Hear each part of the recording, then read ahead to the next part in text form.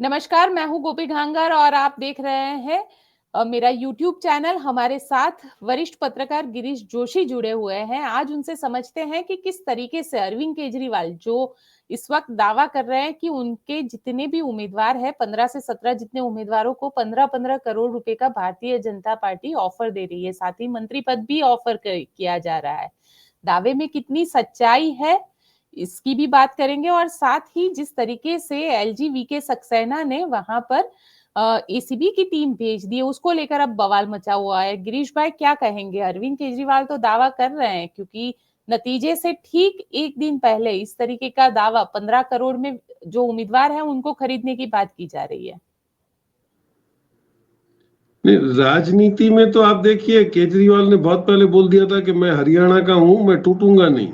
तो उसको दाव पेच सारे पता है। अब ये उसको पता है कि ये इसको कंफ्यूज करें, क्योंकि इन्होंने 2-3 दिन से आप देखिए गोदी मीडिया के सपोर्ट में आके उन्होंने ओपिनियन पोल देना शुरू कर दिए हैं। उसमें दिख रहा है कि भाई आप तो कहीं पर भी नहीं है। अब इतना बड़ा फॉल तो होगा नहीं, क्योंकि ये इनकी हैबिट है कि भाई आप मैटर को कंफ्यूज कर दो। वो गैप भी एग्जिट पोल में इतना बड़ा दिया गया है कि अगर 5 गलत होंगे तो 5 सही भी होंगे, फिर वो बताएंगे कि ये हो गया। लेकिन सबसे बड़ी दिक्कत ये है कि इलेक्शन कमिश्नर का इसमें कहां पर रोल है, कितने पर, क्योंकि पुलिस डिपार्टमेंट जहां भी इनके साथ होता है, एडमिन इनके साथ होता है, वहां पे ये खेल कर लेते हैं, उसमें कोई बड़ी बात तो है नहीं। लेकिन बदनाम करने की कोशिश जो कर रहे थे, वो जहां पर वो दिखा रहे थे, उसमें वीकनेस। अभी इतना बड़ा स्टेट है, 2 करोड़ की पॉपुलेशन है, कहीं ना कहीं कुछ लैकुना रह गया होगा। तो इसको जेल में डालकर इस टीम का जो पूरा पहले टेम्पो तोड़ दिया गया कि ये ज्यादा मार्केटिंग न कर पाए, ये इनका स्टेप 1 था। फिर अभी आप देखिए कि जैसे ही वो बोल रहे हैं तो ये एलिगेशन कर रहे हैं। कल अगर इनके ही आदमी जो आप में जाके बैठे हैं वो चले भी जाएंगे, कोई बड़ी बात नहीं। ये बड़ा नाटक तो हमने गुजरात में 2500 साल से देख रहे हैं, 25 साल से। तो ये पॉसिबल है कि इसमें स्लीपर में भी कोई स्लीपर सेल के आदमी हो, क्योंकि ये बेसिकली पॉलिटिकल पार्टी नहीं है, एक आंदोलन में से खड़ी हुई पार्टी है जहां पे लाइक माइंडेड लोग साथ में आए थे। लेकिन उसके बाद काफी लोग निकल भी गए, कोई लोग इनके साथ सपोर्ट में नहीं थे। और जब भी अतिशी को इन्होंने सीएम बनाया तभी आपस में भी काफी मतभेद था कि भाई इन्होंने जानबूझ के सिसोदिया को अलग कर दिया, क्योंकि वो उसको लाइकली चैलेंज लग रहा था या कंटेंडर लग रहा था। तो भाजपा का ये बहुत एक अच्छा है कि इनकी जो ट्रोल आर्मी है ना, वो किसी को भी कंफ्यूज करने में बहुत माहिर है। अब रियल तो आपको तब पता चलेगा जब वहां पे होगा, उसमें भी एलिगेशंस होगा। और ये बात तो तय है कि जो भी होगा वो लिटिगेशन में अटका रहेगा, तब तक गवर्नमेंट तो चल जाएगी इनकी। क्योंकि ना आपने महाराष्ट्र में कोई एक्शन लिया, ना आपने हरियाणा में एक्शन लिया, जहां क्लियर एलिगेशंस है कि भाई 49 लाख वोट कहां से बढ़े हैं 5 महीने में, और विधानसभा और लोकसभा के बीच में भी इतने वोटर्स बढ़ गए, तो आप लिस्ट दीजिए। और सबसे बड़ी बात ये थी, इलेक्शन कमिश्नर ने खुद प्रेस कॉन्फ्रेंस में कहा था कि भाई 17C का जो फॉर्म है वो हम अपडेट करेंगे। वो कई सेक्टर में तो अभी तक नहीं किया उन्होंने, और आज सुप्रीम कोर्ट को उनको बुलाना पड़ा है कि भाई आप क्यों नहीं कर रहे हो।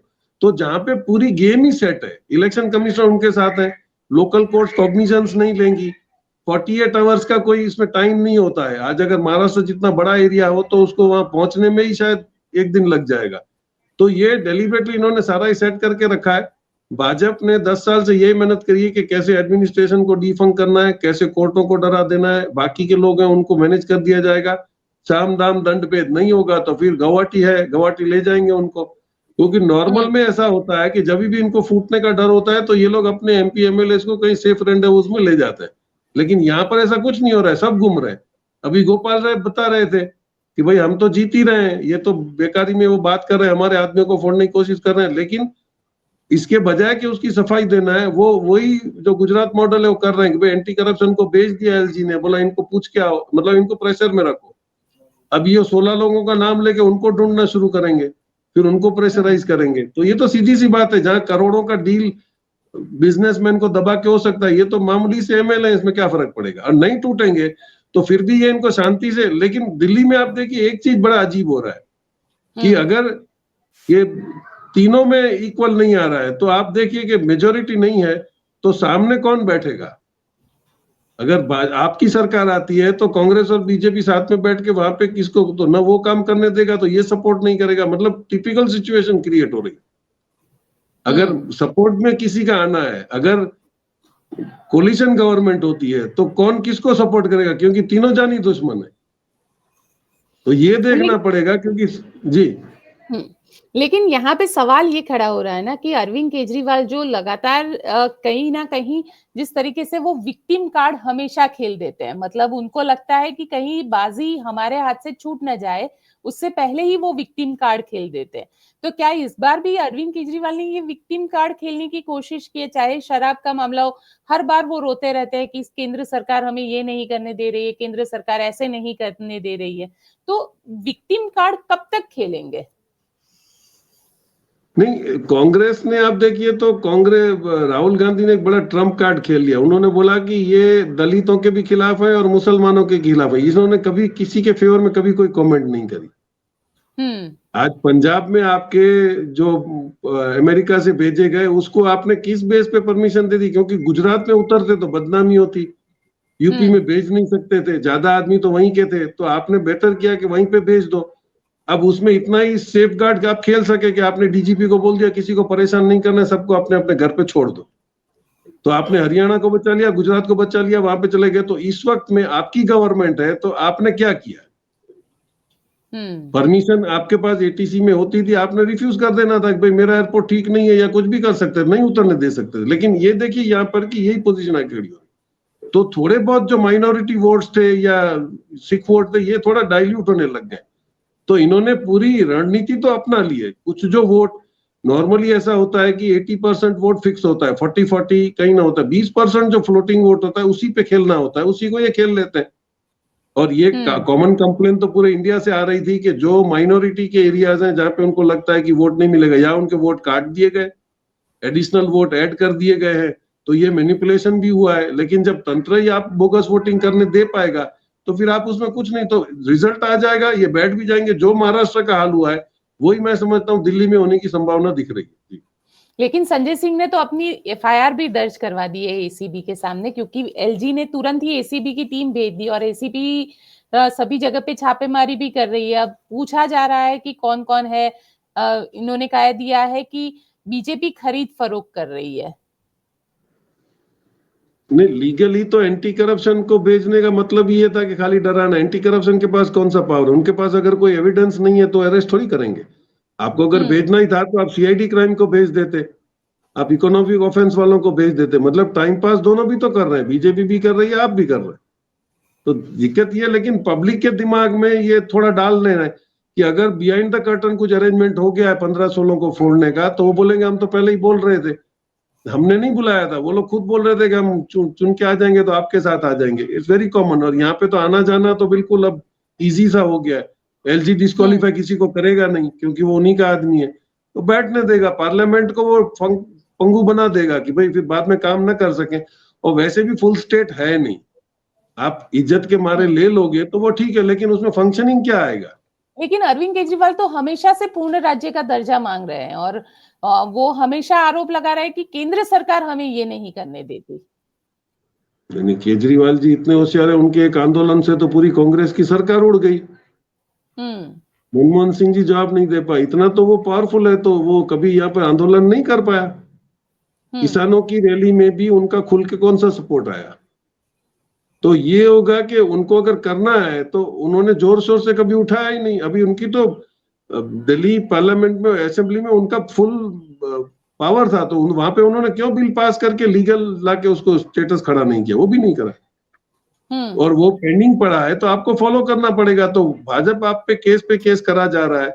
आंध्र प्रदेश से लिंक लाके आपको दारू के केस में इन्वॉल्व कर देते हैं, आप खुलासा दे रहे हो, कुछ होता नहीं है, फिर आपको जेल में भी रखते हैं और अभी फिर हुँ। उनको वापस जाना है। उनको बेल का प्रोविजन, तो अगर इतना वो कमिश्नर रैंक के आदमी है, वो लॉ जानते हैं, और भाजपा उसी हुँ। का भी काउंटर करवा रहा है कि भाई क्योंकि उसको पता है चोरी कैसे करनी है, तो उसने बहुत स्मार्टली किया, इसलिए हमारे ऑफिसरों को टाइम लग रहा है उसको ढूंढने में। ये नैरेटिव जो खड़ा करने में भाजपा की माहिर है, जो माहिरता है, वो उसको सब लोगों को खड़ा करना पड़ेगा। आज कांग्रेस भी प्रेस कॉन्फ्रेंस कर रही, लेकिन कॉन्क्रीट आप क्या करोगे? आपके साथ ना इलेक्शन कमिश्नर है, ना आपके साथ कोर्ट है, ना आपके साथ एडमिनिस्ट्रेशन है, ना आपके साथ पुलिस है। आपके पास अब एक ही रास्ता है, आप बोल दो कि हम कोई इलेक्शन में नहीं खड़े रहेंगे, भाजपा को अगले लड़ने दो, तब मालूम पड़ेगा कि उनको कितने वोट मिल रहे हैं। उसके बाद जाके कुछ पब्लिक मूवमेंट जब तक खड़ी नहीं होगी, आप समझ लो अब भाजपा को कहीं से भी हटाना ये बहुत मुश्किल काम है। आप ये कह रहे हैं लेकिन पिछले 27 साल से भाजपा नहीं है दिल्ली के अंदर। अगर बात करें तो दिल्ली में भाजपा नहीं है, और उसकी प्रमुख वजह आप क्या मान रहे हैं? क्योंकि भाजपा ने अपना संगठन तो बना लिया, लेकिन हालात ये है कि वहां पे भी अंदरूनी लड़ाई अच्छी खासी है। नहीं, आप देखिए इतने सालों से वहां था, उसमें एक था कि वो एक कॉस्मोपॉलिटन एरिया है, वहां पे वो हिंदू है, मुस्लिम है, दुनिया भर के लोग वहां जाके रहते हैं। कैपिटल सिटी है, क्राइम कंट्रोल करना है क्योंकि वो कैपिटल भी है। तो वो सब जो मिलके चल रहे थे, तो अपना अपना ओपिनियन से वोट किया जाता है। इनका तो फैब्रिक उन्होंने तोड़ दिया है। अभी मुस्लिम की दुकानों को हटाया जाएगा, एनक्रोचमेंट हटाया जाएगा, दलित वगैरह है उनको यहाँ से भगा दिया जाएगा। तो कुछ ना कुछ इन लोगों ने उसमें सक्सेस पा ली है कि उन्होंने ब्रेक तो डाल दिया है। उन्होंने वेरिएशंस कर दिए हैं कि भाई हाँ, अभी एक दूसरों को लोग शक से देखने लगे। मुस्लिम दुकान है तो आप उस पर नाम लिखिए ताकि हिंदू वहां जाके ले, लेकिन वो दिल्ली का कल्चर कभी भी नहीं था। लेकिन उसमें इन्होंने थोड़ी सी सक्सेस पा ली है, उसी का एडवांटेज लेने की इस वक्त में इनको उम्मीद है कि शायद इससे मिल जाएगा। जी गिरीश भाई, कल सुबह नतीजा आना शुरू हो जाएगा, करीब 10 बजे के आसपास ऑलमोस्ट ट्रेंड्स आ जाएंगे कि किसकी सरकार बन रही है। आपका क्या अनुमान कहता है? आपका कैलकुलेशन क्या कह रहा है? कौन बना रहा है सरकार? नहीं, पब्लिक तो मैं नहीं समझता हूं कि आप या थोड़ा बहुत जो डाइल्यूट हुआ वो कांग्रेस को देगा। भाजपा का वहां पे क्या प्रोसेस है, क्योंकि उसके वहां के लोग काफी बदनाम है। आप देखिए वो शाहीन बाग वाला, ये वो उनके आदमी पकड़े गए। आज भी कलकत्ता में जो मूर्ति तोड़ी गई थी, उसमें बाद में पुलिस ने पकड़ा तो भाजपा का कार्यकर निकला, नाम उन्होंने मुस्लिम का दे दिया था। तो ये जो अभी ये कर रहे हैं वो पब्लिक में समझ में आ गया है। तो उसके रिएक्शन में भाजपा को ज्यादा कंसंट्रेशन से वोट मिलना ये मुश्किल है, क्योंकि कोई पॉजिटिव पॉइंट नहीं है। आपने बोल दिया 500 दिया तो मैं 700 दे दूंगा, दैट डजंट इनकलकेट। हाँ, लेकिन कुछ लोगों को जो वो बोलते हैं पैसा दे के उन्होंने वो साई मार दिए ताकि दोबारा वोट ना दे सके, ऐसे जो उन्होंने गिमिक्स करे होंगे, उसमें थोड़ा बहुत परसेंटेज में वेरिएशन आ सकता है। लेकिन थोड़ा अगर प्लस माइनस होगा, आप देखिए इन्होंने एक डर्टी गेम, हमने गुजरात में ही भूपेंद्र चुड़ासमा का केस देखा था कि वो जब हार रहे थे तो उन्होंने पोस्टल बैलेट गिनना ही छोड़ दिया। उन्होंने पोस्टल बैलेट नहीं गिने, बाद में कोर्ट तक गया, कोर्ट ने बोला भी कि इलेक्शन गलत। तो ये वही करेंगे, वहां पे एंड मोमेंट पे इनको वैल्यूएशन करना आता है। महाराष्ट्र में भी हमने देखा कि उसने कंप्लेन करी है कि भाई मेरे वोट ज्यादा है, रिकाउंटिंग करवाइए, नहीं करवाया। तो उस तक में जहां पे भी कम ये चाहते हैं कि मार्जिन कम हो जाए तो ये अपनी गेम खेल सकें। ये सारे अरेंजमेंट्स में कोई भी अनुमान देना बहुत मुश्किल है। लेकिन आपका सडनली इतना नीचे आ जाना, ये मैं नहीं समझता हूँ, क्योंकि पब्लिक का वहां पे ऐसा नेगेटिव ओपिनियन नहीं है। आपने करप्शन बोल दिया वो ठीक है, लेकिन काम भी ग्राउंड पे थोड़ा सा दिख रहा है। दिल्ली जैसे सिटी को मैनेज करना ये भी कोई इजी बात नहीं है।